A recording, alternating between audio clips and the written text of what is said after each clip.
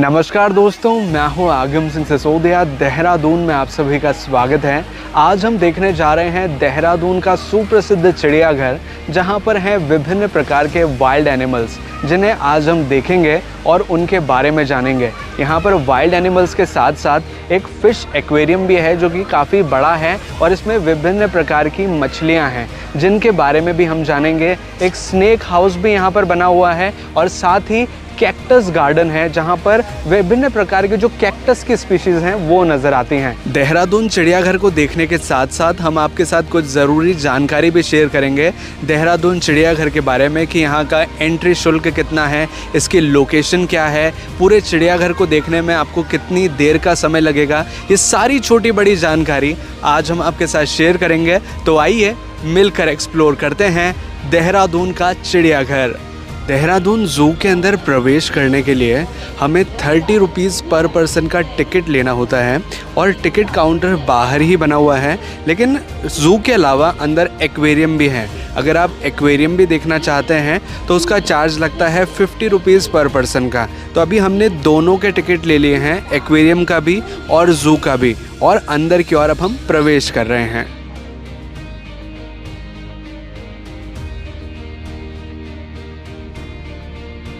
Dehradun zoo के अंदर बने एक्वेरियम में अब हमने प्रवेश कर लिया है और यहाँ पर काफ़ी सारे फ़िश टैंक्स हैं, जिनके अंदर विभिन्न प्रकार की मछलियों को रखा गया है। और शुरुआत होती है इस वाले फ़िश टैंक के साथ, और फिर आगे बढ़ते हुए हम कई सारी फ़िशेस और जो एक्वेटिक जीव हैं उन्हें देखेंगे। सबसे पहली वैरायटी के जो फ़िश हम देख रहे हैं, ये ऑस्कर सिचलिड परिवार की एक प्रजाति है, जिसे टाइगर ऑस्कर, वेलवेट सिचलिड तथा मार्बल सिचलिड आदि के नाम से भी जाना जाता है।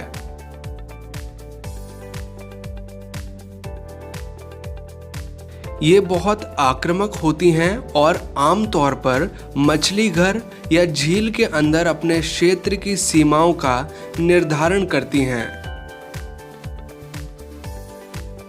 ये मछली Peru, Ecuador, Colombia, Brazil, French Guiana और अमेज़न नदी बेसिन के मूल निवासी हैं।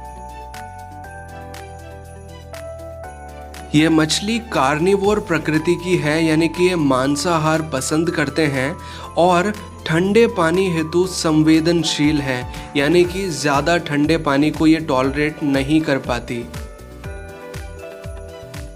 इस मछली का नाम एलिगेटर गार रेफिश है, जो कि बोफिन से संबंधित है।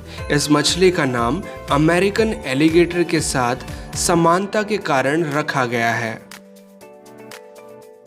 ये मछली गार परिवार में सबसे बड़ी प्रजाति है और इसका प्राकृतिक निवास दक्षिण अमेरिका और मेक्सिको के गल्फ हैं, यानी कि अमेरिका और मेक्सिको साइड पाई जाती हैं। इसकी अधिकतम लंबाई 10 फीट तक और वज़न अधिकतम 140 किलो तक हो सकता है, यानी कि अभी जो हम इसका साइज़ देख रहे हैं ये तो काफ़ी छोटा है। ये 10 फीट लंबी भी हो सकती है। इस मछली का नाम है पुंटियस, जो कि एक काफ़ी छोटे साइज़ की मछली होती है, जो कि दक्षिण एशिया और ताइवान के साइड में पाई जाती है। इसकी अधिकतम लंबाई होती है 25 सेंटीमीटर के आसपास, लेकिन जो एवरेज लंबाई होती है वो लगभग 7 से 15 सेंटीमीटर की ही होती है। इन मछलियों के बारे में एक इंटरेस्टिंग बात कि इनके माता पिता इनकी देखभाल नहीं करते हैं। उल्टा अगर ये मछली के बच्चे वयस्क हो जाएं तो इनके माता पिता इनको खा भी जाते हैं, यानी कि अगर माता पिता को भूख लगी तो वो अपने ही बच्चों को खाकर अपनी भूख मिटाते हैं। इस मछली का नाम है डेनिशन बार्बर फिश, जो कि भारत में पश्चिमी घाटों की तेज बहने वाली पहाड़ी धाराओं और नदियों की एक लुप्तप्राय प्रजाति है, यानी कि एक एंडेंजर्ड स्पीशीज है। डेनिशन बार्बर फिश एक झुंड में तैरने वाली मछलियां हैं, जिन्हें आमतौर पर समूह में रखा जाता है। ये शांति प्रिय होते हैं, लेकिन कुछ को भोजन के प्रति थोड़ा आक्रामक होते देखा जा सकता है। इस मछली का नाम है एल्बिनो लोच फिश, जो कि छोटी, संकीर्ण और थोड़ी लंबी फिशेस होती हैं। वैसे इस एक्वेरियम में अभी हम दो वैरायटी की लोच फिश देख पा रहे हैं, एक तो ब्लैक और ऑरेंज शेड के साथ और दूसरी जिसका कलर है स्किन कलर और साथ ही उसके जो फिन्स हैं वो हैं ऑरेंज कलर के। अब एक स्पेशल वैरायटी की मछली हम देख रहे हैं जिसका नाम है रेड ड्रैगन फ्लावर हॉर्न।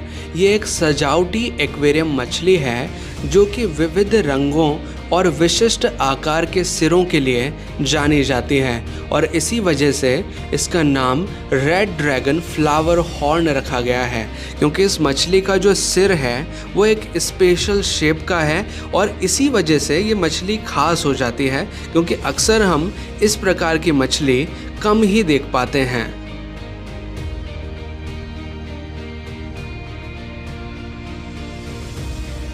इन मछलियों का नाम है सिल्वर डॉलर फिश, जो कि एक शांतिपूर्ण तरीके से झुंड में तैरने वाली मछलियां हैं एवं ज़्यादातर समय ये मध्य से ऊपरी सतह के पानी में व्यतीत करती हैं।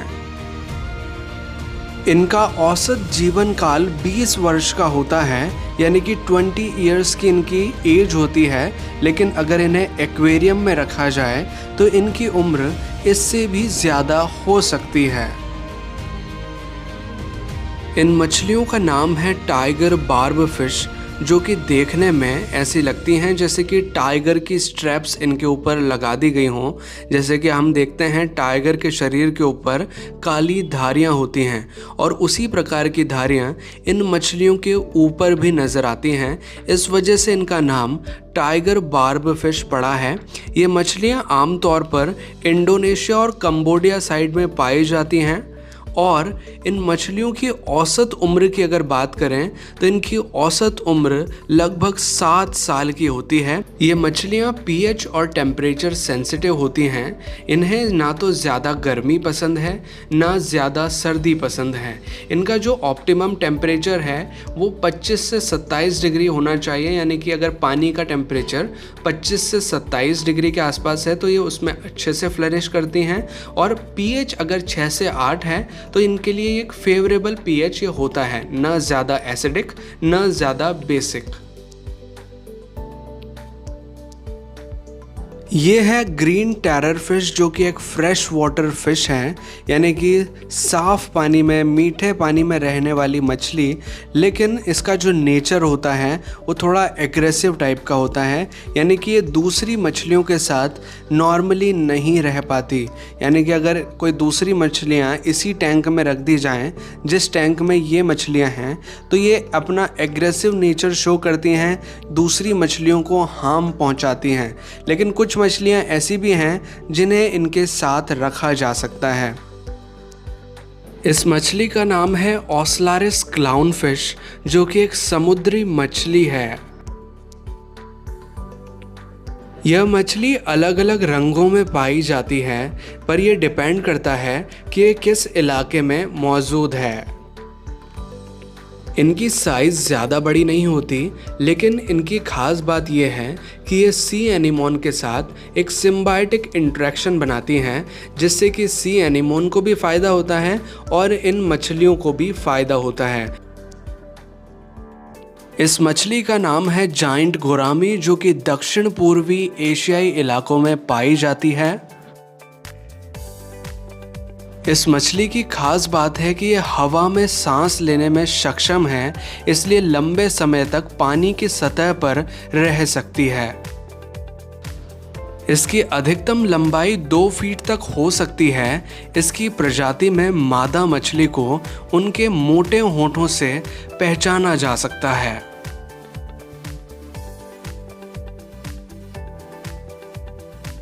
यह मछली जंगली घास एवं टहनियों का उपयोग करके घोंसले का निर्माण भी करती हैं। इनका पसंदीदा भोजन मांसाहारी एवं शाकाहारी दोनों प्रकार का होता है।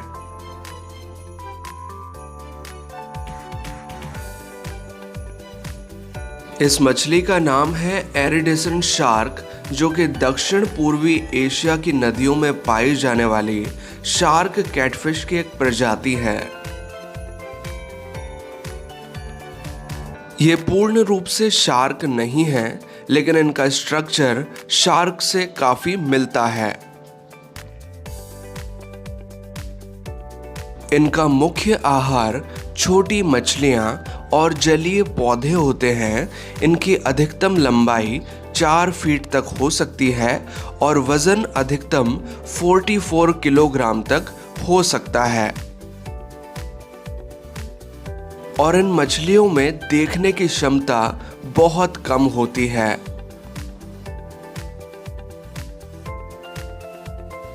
इस मछली का नाम है अरपाइमा, जो कि एक बड़े साइज की मछली होती है।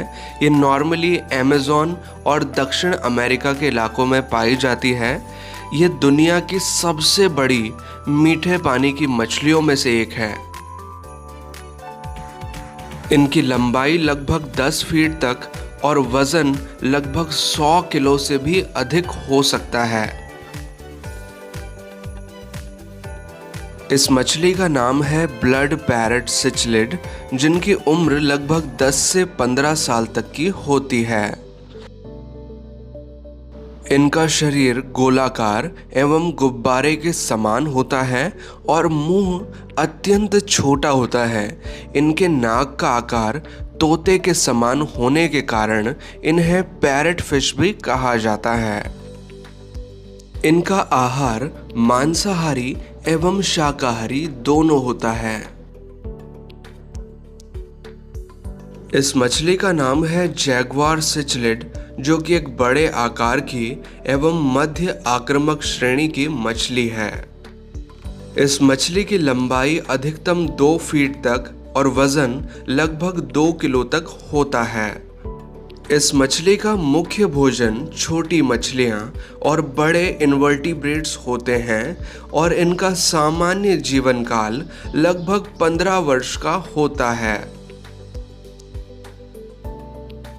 इस मछली का नाम है गोस्ट नाइट फिश। जैसा कि इनका नाम है, इनका स्ट्रक्चर भी कुछ ऐसा ही है। इन मछलियों की जो पूंछ है उसे अगर आप देखेंगे तो वो एक भूत की तरह नज़र आती है, यानी कि जैसा गोस्ट होता है, भूत होता है, उस प्रकार का इनका स्ट्रक्चर है। इस वजह से इन्हें गोस्ट नाइट फिश कहा जाता है। ये मीठे पानी की मछलियाँ हैं, यानी कि ये साफ़ पानी में रहना पसंद करती हैं। और साथ ही कुछ मेंबर्स इनके ऐसे होते हैं जो कि पानी के बहुत डीप जाकर रहते हैं, यानी कि लगभग 5 मीटर 15 फीट के करीब ये पानी के अंदर पाई जाती हैं।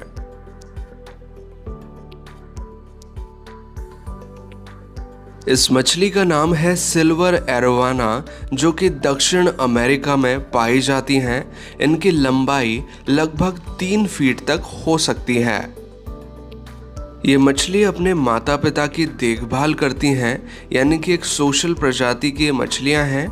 और ये मछली सीधे हवा से ऑक्सीजन भी शोषित कर सकती हैं, यानी कि डायरेक्टली अगर एयर में भी ये रहें तो वहाँ से भी ये ऑक्सीजन ले सकती हैं। और ये मछली प्रजनन के समय घोंसले का निर्माण करती हैं और अपने बच्चों की देखभाल भी करती हैं। नर एवं मादा मछली अंडों को अपने मुंह में रखती हैं और उन्हें प्रोटेक्ट करती हैं। इस मछली का नाम है पिराना, जो कि एक बड़ी ही खतरनाक किस्म की मछली होती है। और इसका स्ट्रक्चर आप देख पाएंगे कि इनका जो बाहरी स्केल्स होते हैं, जो बाहर की बॉडी होती है, वो काफ़ी टफ होती है और इनके दांत काफ़ी नुकीले होते हैं।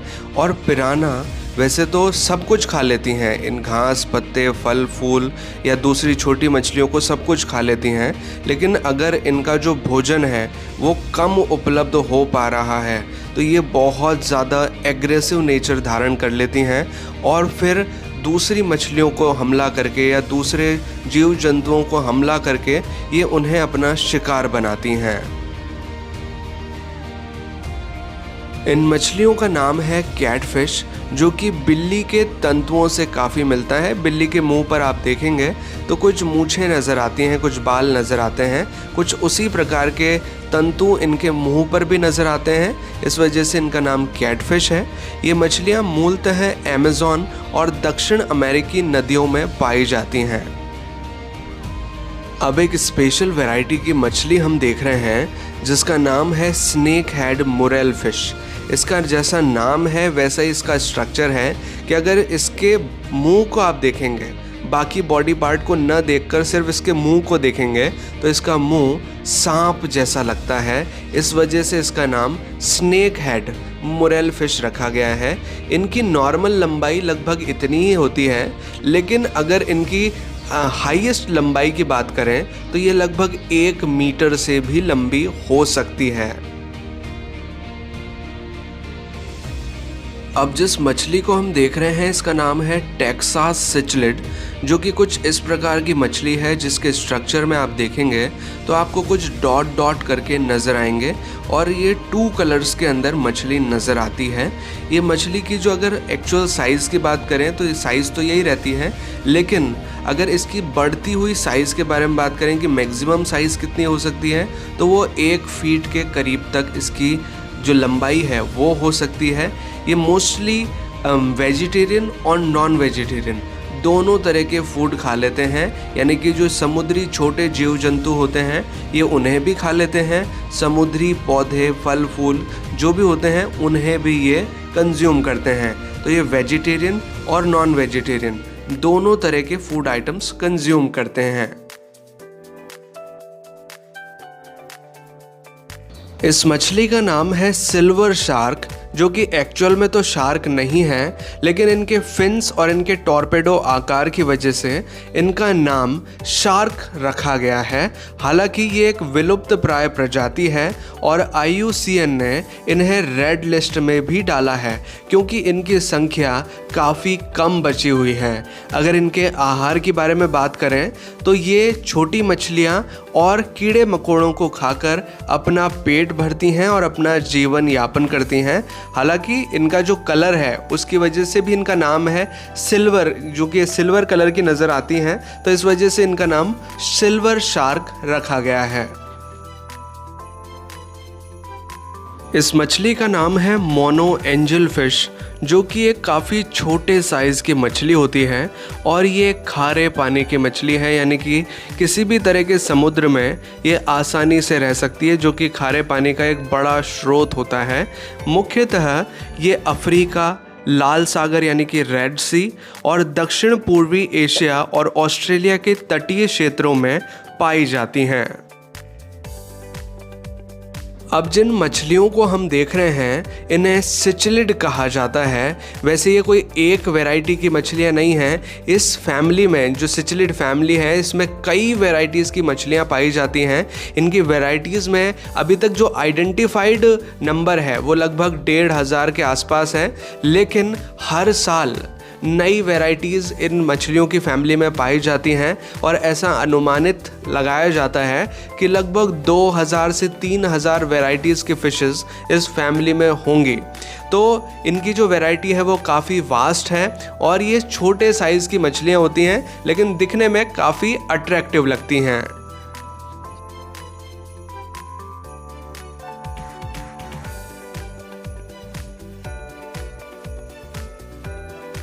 अब जिस मछली की वैरायटी को हम देख रहे हैं इन्हें टिन फॉइल बार्ब कहा जाता है, जो कि ताज़े पानी की मछलियां हैं। इनकी जो अधिकतम लंबाई होती है वो लगभग 1.5 फीट के करीब होती है और इनका जीवन काल 8 से 10 वर्ष का होता है। ये एक शांत प्रजाति की मछली है जो कि जलीय पौधों को खाकर अपना जीवन यापन करती हैं।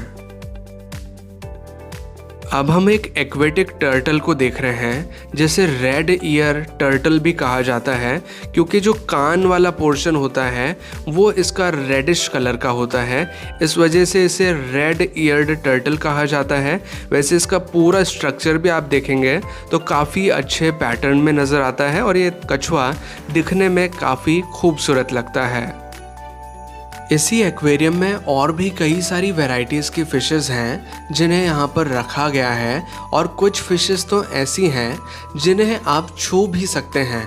यानी कि जब आप एक्वेरियम में प्रवेश करते हैं तो सबसे पहले ये काफ़ी बड़ा सा टब नज़र आता है जिसमें कि काफ़ी वैरायटीज़ के फ़िशेस हैं जिन्हें आप छू भी सकते हैं। और ये ओपन एक्वेरियम है जो कि इस एक्वेरियम में जब हम एंटर करते हैं तो हमें नज़र आता है।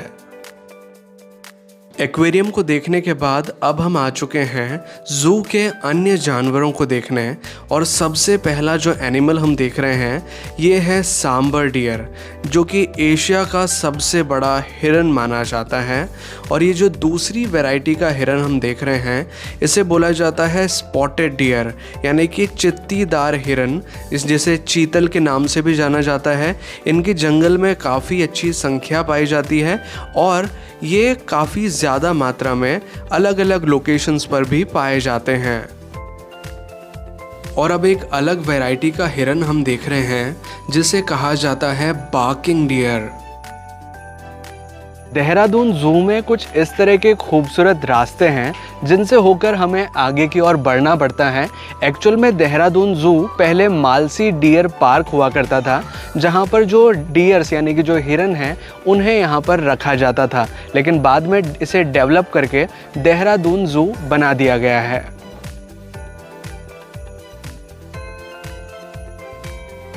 अब जिस पक्षी को हम देख रहे हैं इसका नाम है ऑस्ट्रिच, जिसे हिंदी में शुतुरमुर्ग कहा जाता है।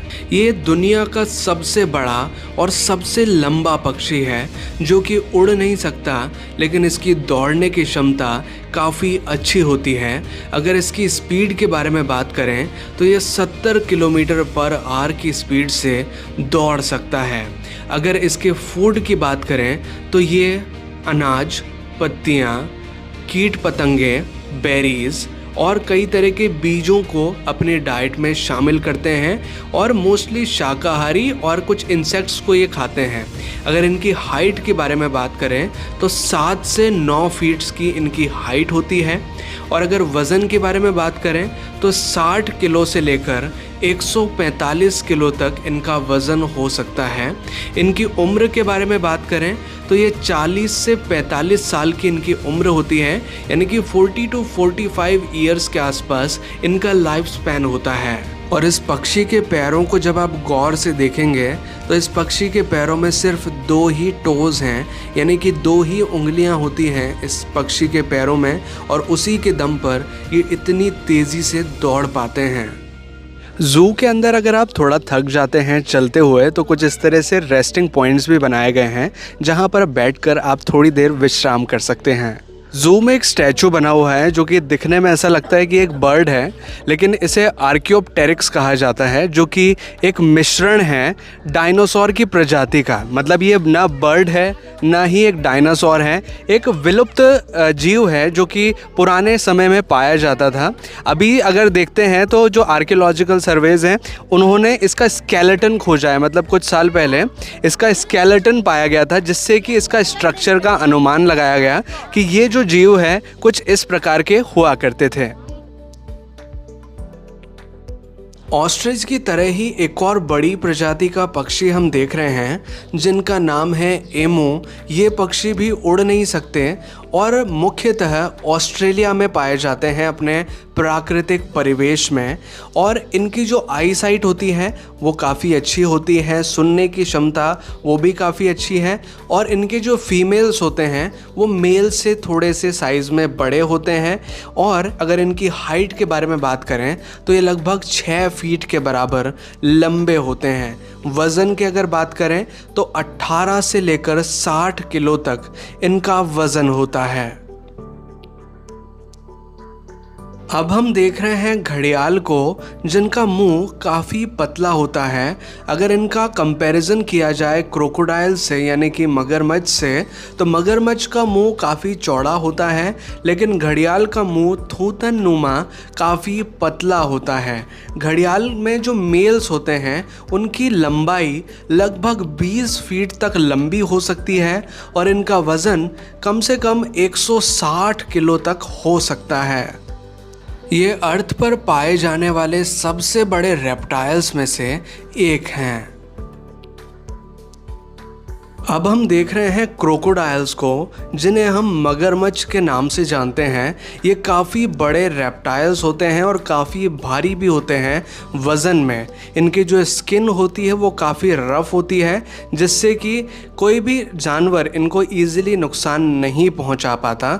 और एक और इम्पॉर्टेंट ख़ास बात है मगरमच्छ के बारे में कि इनके जो दांत होते हैं वो लाइफ में कई बार आते हैं। मान लीजिए कोई मगरमच्छ शिकार कर रहा है, उसका दांत अगर टूट जाता है तो वही दांत वापस से निकल आता है और मगरमच्छ को दांत की कमी महसूस नहीं होती।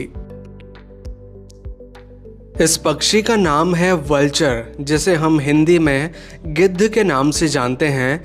ये जंगल के सफाई कर्मी हैं, यानी कि स्कैवेंजर्स हैं। जंगल में जो भी सड़ा गला पड़ा रहता है या फिर शेर का बचा हुआ मांस अगर पड़ा हुआ है तो उसे ये खाने का काम करते हैं और जंगल की सफाई करते हैं।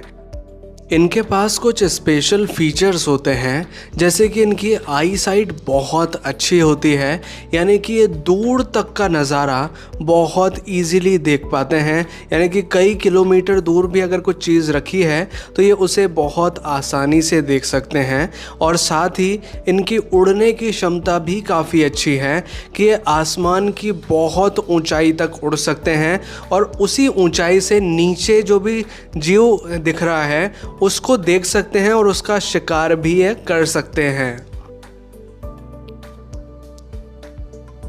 जू के अंदर एक स्नेक हाउस भी बनाया हुआ है, जहां पर विभिन्न प्रकार के सांपों को हम देख सकते हैं। सबसे पहला सांप जो हम देख रहे हैं इसे रॉक पाइथन कहा जाता है, जिसे हिंदी में हम अजगर के नाम से जानते हैं। ये एक ऐसा सांप है जिसमें जहर नहीं होता, लेकिन ये अपने शिकार को जकड़कर मारने की क्षमता रखता है। ये है पानी में रहने वाला सांप, जिसे डेंडू सर्प के नाम से जाना जाता है। ये एक ऐसा सांप है जिसमें जहर नहीं होता। इस सांप का नाम है बॉल पाइथन, यानी कि है ये एक अजगर की प्रजाति ही, लेकिन इसका कलर थोड़ा सा डिफरेंट है। यानी कि अजगर हम जनरली देखते हैं ब्राउन और ब्लैकिश कलर का होता है, लेकिन इस सांप का कलर येलोइश कलर का, वाइट कलर का थोड़ा ये सांप है। इसका सिर्फ कलर ही डिफरेंट है, लेकिन है ये एक अजगर ही। ये है इंडियन रेड स्नेक, जिसे धामन सांप के नाम से भी जाना जाता है। ये अक्सर खेतों में पाए जाते हैं। जब स्नेक हाउस के अंदर हम आते हैं तो काफ़ी सारे एनक्लोजर्स हैं जिनमें विभिन्न प्रकार के जो स्नेक्स हैं वो रखे गए हैं।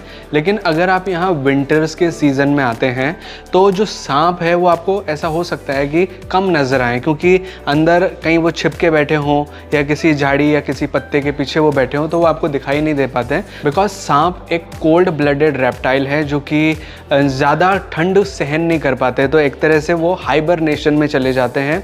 शीतकाल में मतलब वो एक तरह से सो जाते हैं, तो एक ऐसे कोने में जाके वो बैठेंगे जहां पर वो शायद हमें दिखाई न दें।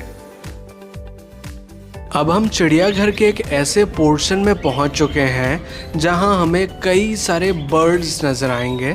और सबसे पहला जो बर्ड हम देख रहे हैं वो है लेडी एमहर्ट फीजेंट्स, जो नेटिव बर्ड हैं चाइना और बुर्मा के।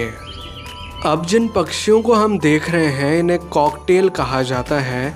ये एक नेटिव बर्ड है ऑस्ट्रेलिया के, लेकिन अब ये एंडेंजर्ड हो चुके हैं, यानी कि ये विलुप्त प्राय प्रजाति होती जा रही है। बहुत कम अमाउंट इनका बचा हुआ है और अक्सर ये ग्रुप्स में या फिर पेयर्स में ही पाए जाते हैं और अक्सर हमारे घरों में भी इन्हीं पक्षियों को पाला भी जाता है। इन पक्षियों का नाम है प्लम हेड पैराकीट, जो कि हैं तो एक तरह के तोते ही, लेकिन इनका जो हेड वाला पोर्शन है वो अलग अलग रंगों का होता है। और जैसे कि तोते इंसानी भाषाओं में बात कर सकते हैं, उसी प्रकार से ये भी लैंग्वेज सीख करके आपसे इंसानी भाषाओं में बात कर सकते हैं। इन पक्षियों का नाम है सन पैराकीट, जो कि मीडियम साइज़ के ब्राइट कलर के तोते होते हैं। ये हैं तो तोते ही, बस इनका नाम थोड़ा सा डिफरेंट है इनके कलर की वजह से। इनका वज़न लगभग 110 ग्राम के आसपास होता है एवरेज वेट की अगर बात करें। इनकी जो लंबाई होती है वो 30 सेंटीमीटर के आसपास होती है। उम्र 25 से 30 साल की होती है। इस एनक्लोज़र में हम देख रहे हैं कई सारे तोतों को, लेकिन ये तोते साइज़ में थोड़े बड़े हैं और इनके नेक पर यानी कि इनकी गर्दन के पीछे वाले भाग पर अगर आप देखेंगे तो आपको लाल कलर की स्ट्रैप भी नज़र आएगी, जो कि इनको थोड़ा सा डिफरेंट स्पीशीज़ बना देती हैं एक पैरट की। इन पक्षियों का नाम है बजरीगर, जो कि दिखने में ऐसा लगता है कि लव बर्ड्स के समान हो, लेकिन हैं ये एक छोटे साइज़ के तोते। और इनकी उम्र की अगर बात करें तो ये 5 से 8 साल इनकी उम्र होती है। इनकी लंबाई होती है लगभग 7 इंच के आसपास और वज़न बहुत कम होता है, 30 से 40 ग्राम तक का ही।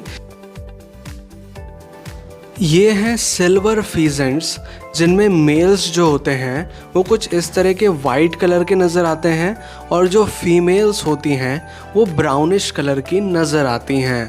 और ये दूसरा पक्षी जो दिख रहा है ये है गोल्डन फीजेंट्स, जो कि सिल्वर फीजेंट से थोड़े कलर में और स्ट्रक्चर में अलग होते हैं। इस वजह से इनका नाम गोल्डन फीजेंट्स है।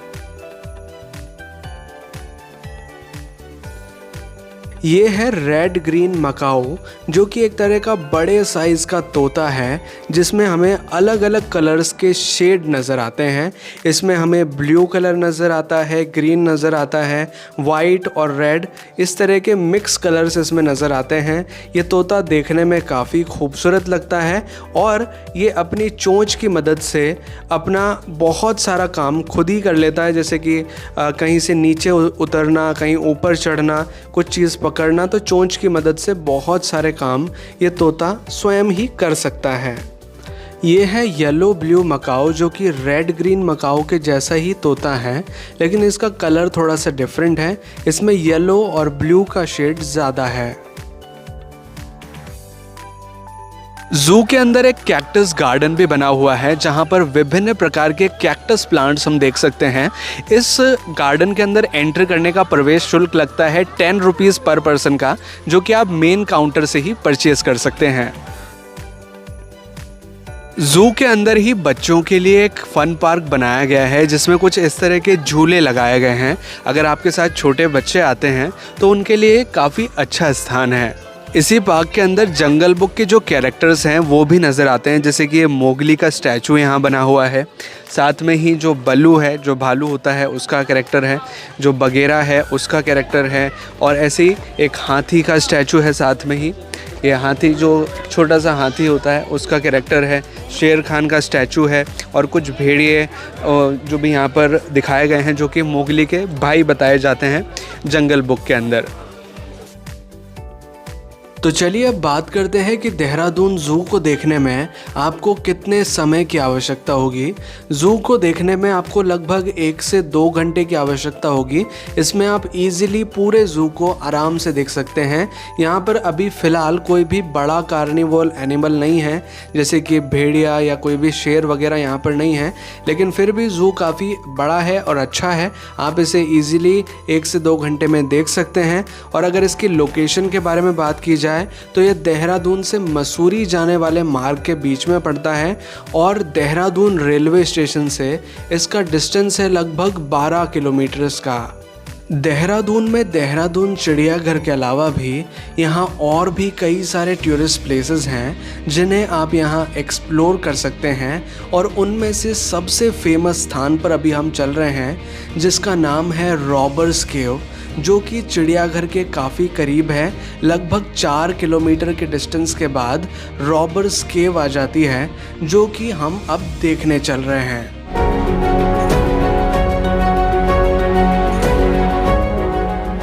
अब देहरादून की एक बहुत ही मशहूर टूरिस्ट प्लेस हम देखने जा रहे हैं जिसका नाम है रॉबर्स केव। इसे रॉबर्स केव क्यों कहा जाता है ये तो हम अंदर जाकर जानेंगे, लेकिन इसे लोकल लैंग्वेज में गुच्चू पानी कहा जाता है। और ये गुफा है और उसके अंदर जाने के लिए आपको स्लीपर्स की ज़रूरत होगी, यानी कि आपको चप्पल पहनकर अंदर जाना होता है क्योंकि पानी अंदर बहुत ज़्यादा है। और यहाँ अगर आप चप्पल नहीं लाए हैं अपने साथ तो आप रेंट पर इस तरह से चप्पलें ले सकते हैं। 10 रुपये पर चप्पल का कॉस्ट लगता है रेंट पर लेने का, लेकिन अगर आपसे बाई चांस चप्पल खो जाती है तो उसका चार्ज आपको देना पड़ता है 100 रुपीज़ या 120 रुपये तक। लेकिन यहाँ पर एंटर करने से पहले टिकट भी आपको लेना पड़ता है। उसका टिकट मूल्य भी मैं आपको बताना चाहूँगा। ये तो टिकट काउंटर है जहाँ से आप टिकट ले सकते हैं और 35 रुपये पर पर्सन यानी कि 35 रुपीज़ पर पर्सन का चार्ज लगता है और इस टिकट विंडो से आप टिकट ले सकते हैं। और यहाँ से आपको प्रवेश करना होता है और प्रवेश द्वार ही काफ़ी अच्छा बनाया गया है जो एक व्यक्ति का मुंह है और उसके अंदर से होते हुए हम जाते हैं रॉबर्स केव के लिए। तो चलिए अंदर चलते हैं।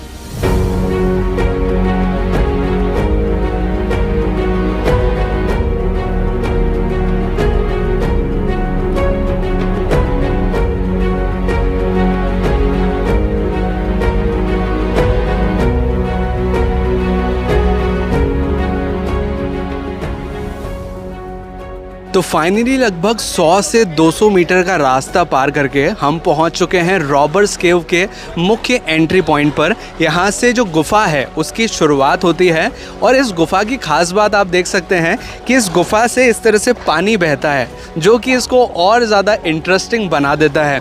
इस गुफा की जो लेंथ है वो लगभग 600 मीटर की है, यानी कि लगभग आधा किलोमीटर से लंबी ये गुफा है। और इसे रॉबर्स केव क्यों कहते हैं मैं आपको थोड़ा सा अंदर जाके बताऊंगा, क्योंकि अंदर से वो जो चीज़ है वो आपको ढंग से समझ आएगी। वैसे जब आप यहाँ आएंगे तो ये जो स्लीपर्स आप पहनेंगे तो एक्चुअल इनका जो यूज़ है वो न समझ आएगा, क्योंकि जूते अगर हम यहाँ पहन के आते हैं तो जूते पूरी तरह भीग जाएंगे। हम जूतों की सहायता से अंदर की ओर नहीं जा सकते हैं। जितने भी लोग हैं यहाँ पर या तो स्लीपर्स पहन के आए हैं या फिर सैंडल पहन के आए हैं, क्योंकि अंदर थोड़ा सा पत्थर की वजह से स्लिपरी भी हो सकता है। तो धीरे धीरे करके हम आगे बढ़ते हैं और इस गुफा को एक्सप्लोर करते हैं।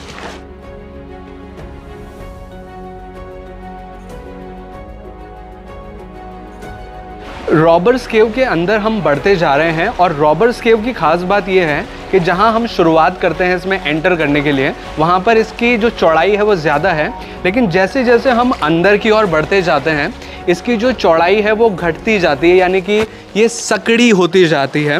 और यहाँ से हम अंदर की ओर प्रवेश करते जा रहे हैं और जब आप अंदर आएंगे तो एक अलग ही थ्रिलिंग एक्सपीरियंस होगा, जैसे कि मैं अभी एक्सपीरियंस कर पा रहा हूँ। जो अलग ही अनुभव है, यहाँ आकर आपको ऐसा लगेगा कोई दूसरी दुनिया में आ चुके हैं या फिर जैसे कोई थ्रिलिंग हॉरर मूवी हो या कोई थ्रिलर मिस्ट्री हो, उसका फीलिंग आपको यहाँ आएगी।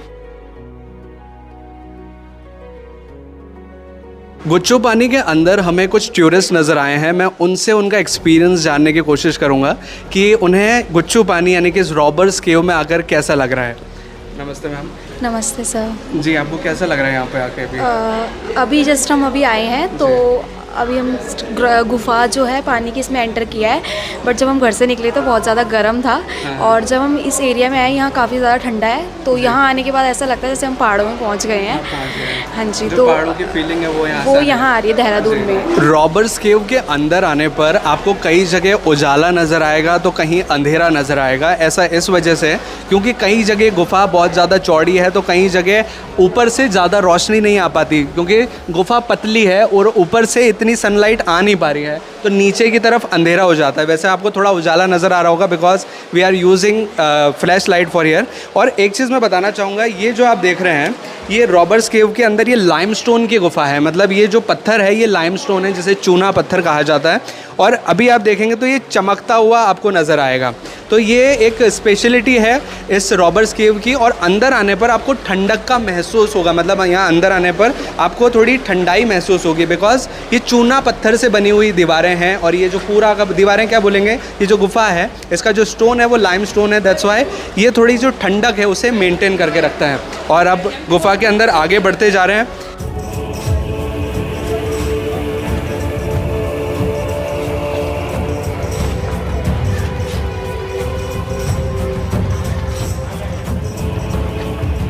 इस स्थान को रॉबर्स केव क्यों कहा जाता है, इसके बारे में मैं आपके साथ कुछ जानकारी शेयर करना चाहूँगा। ऐसा इस वजह से है क्योंकि जब इंडिया पर ब्रिटिशर्स का राज हुआ करता था तो उस टाइम पर जो रॉबर्स हुआ करते थे, यानी कि जो लुटेरे डाकू लोग हुआ करते थे, वो इस स्थान पर छिपकर रहा करते थे।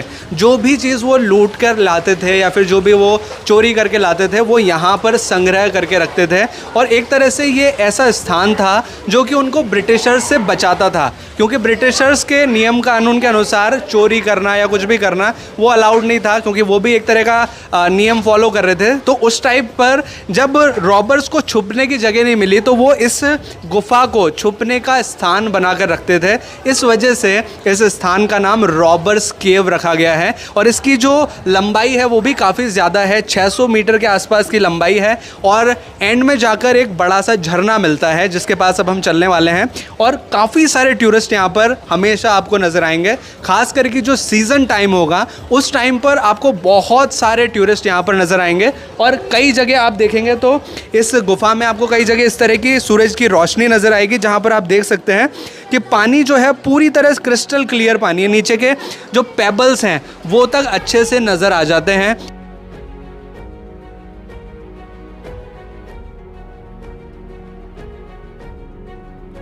अब मैं गुच्चू पानी के मेन व्यू पॉइंट पर पहुंच चुका हूं, जहां पर एक वाटरफॉल बहता है। और वो वाटरफॉल आप हमारे पीछे बड़ी आराम से देख पाएंगे।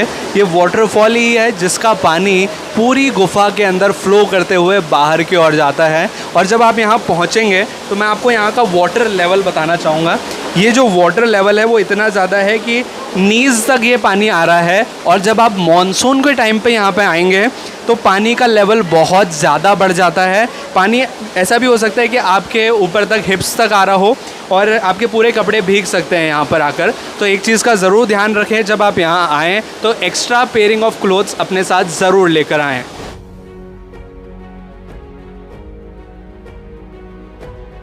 गुफा में आपको कुछ ऐसे पॉइंट्स नज़र आएंगे जहां पर आपको सूरज की रोशनी प्रत्यक्ष मिलेगी। और ऐसे पॉइंट्स आपके फ़ोटो के लिए बहुत अच्छी जगह हैं, बिकॉज़ अगर आप डार्कनेस में फ़ोटो लेने की कोशिश करेंगे तो इतने अच्छे फ़ोटोज़ आप क्लिक नहीं कर पाएंगे। लेकिन जब इस तरह की सूरज की रोशनी में खड़े होकर आप लेंगे तो पीछे का नज़ारा भी अच्छा आएगा और आपका फ़ोटो भी आप काफ़ी अच्छा क्लिक कर पाएंगे।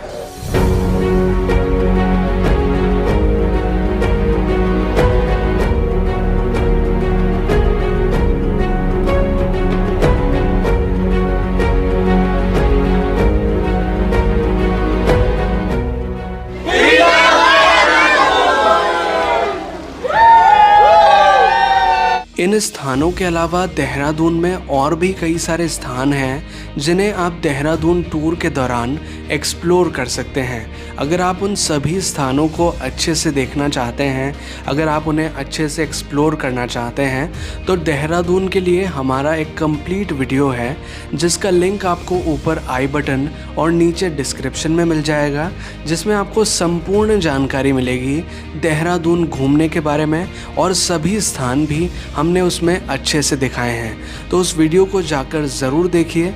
लिंक आपको ऊपर आई बटन और नीचे डिस्क्रिप्शन में मिल जाएगा। तो ये था देहरादून का ज़ू और देहरादून ज़ू से जुड़ी संपूर्ण जानकारी। आई होप कि आपको ये वीडियो अच्छा लगा होगा। अगर आपको ये वीडियो अच्छा लगा है तो प्लीज़ अपना रिव्यू नीचे कमेंट सेक्शन में ज़रूर मेंशन करें। हमें कमेंट करके बताएं कि आपको ये वीडियो कैसा लगा है। और अगर आपको ये वीडियो अच्छा लगा है तो प्लीज़ वीडियो को लाइक भी ज़रूर करें, इसे शेयर करें अपने दोस्तों और अपने फैमिली मेम्बर्स के साथ। और अगर आपने चैनल अभी तक सब्सक्राइब नहीं किया है तो प्लीज़ चैनल को सब्सक्राइब कीजिए, बेल आइकन को दबाकर ऑल पर प्रेस कीजिए, ताकि इसी तरह के वीडियो नोटिफिकेशन आपको आगे भी मिलते रहें। और अगर आप चाहें तो मुझे इंस्टाग्राम पे भी फॉलो कर सकते हैं। मेरा इंस्टाग्राम आईडी है आगम सिंह सिसोदिया, जिसका लिंक हमने डिस्क्रिप्शन में भी दिया हुआ है।